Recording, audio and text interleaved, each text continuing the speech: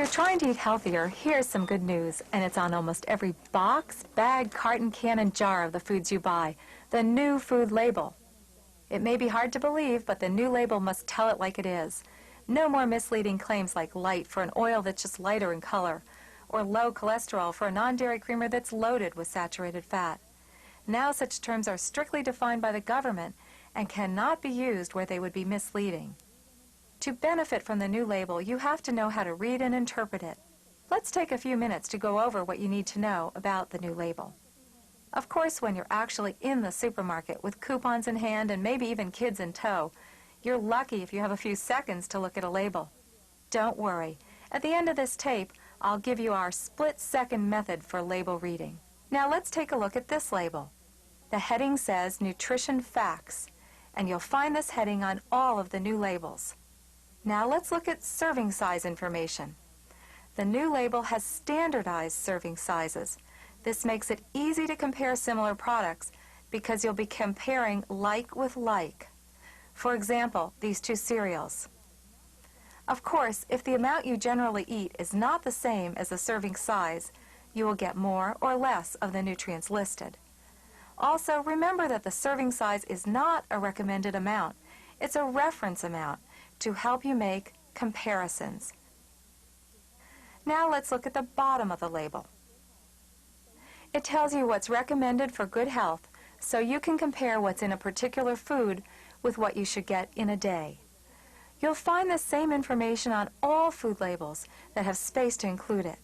As you can see, there are two sets of recommended intakes called daily values, and they apply to people ages 4 and older.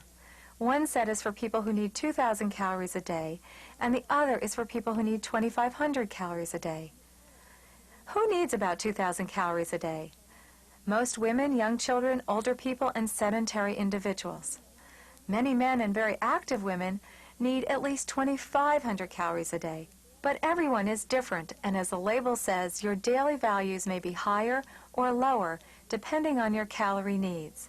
And also, one should add, depending on your medical needs. Now let's take the 2,000 calorie a day diet, since that's the one the government chose as a standard. As it says right here, the percent daily values are based on a 2,000 calorie diet. Ideally, what should a 2,000 calorie a day diet be like? The label tells us it should have less than 65 grams of total fat and less than 20 grams of saturated fat a day.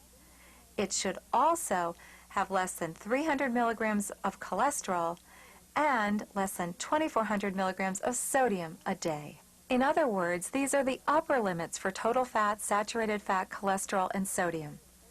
But for other nutrients, total carbohydrate, and dietary fiber, no upper limits are given.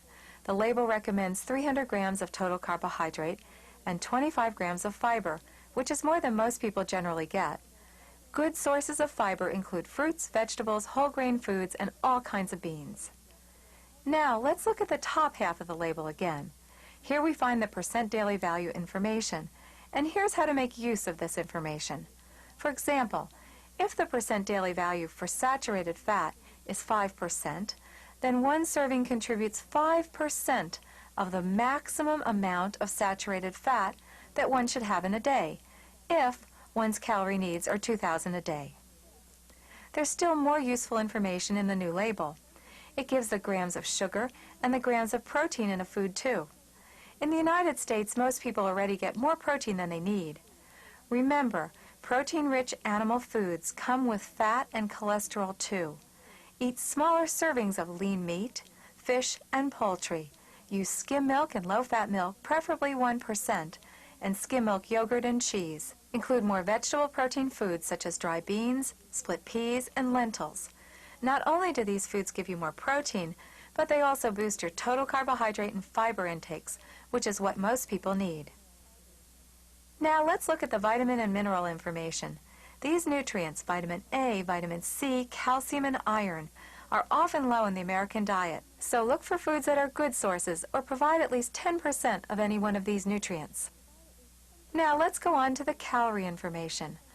Many of us are concerned about calories, and often that's all that we look at on a label. But if you focus on fat instead, the calories will take care of themselves. Keeping your total fat intake low automatically keeps your calorie intake in line. That's because, as the label states, fat has a lot of calories, 9 calories a gram. By comparison, carbohydrate and protein have only 4 calories a gram. There's still a bit more information about calories on the new label. It's the calories from fat. As you can see in our example, there are 35 calories from fat in a serving of this food. But wait a minute. We know there are 9 calories in a gram of fat, and that there are 4 grams of fat in this product. So there should be 36 calories from fat, not 35. The only reason the label says 35 is that the numbers on the label are rounded off according to rules that make comparing products easier. So that's the story behind the label you see in front of you.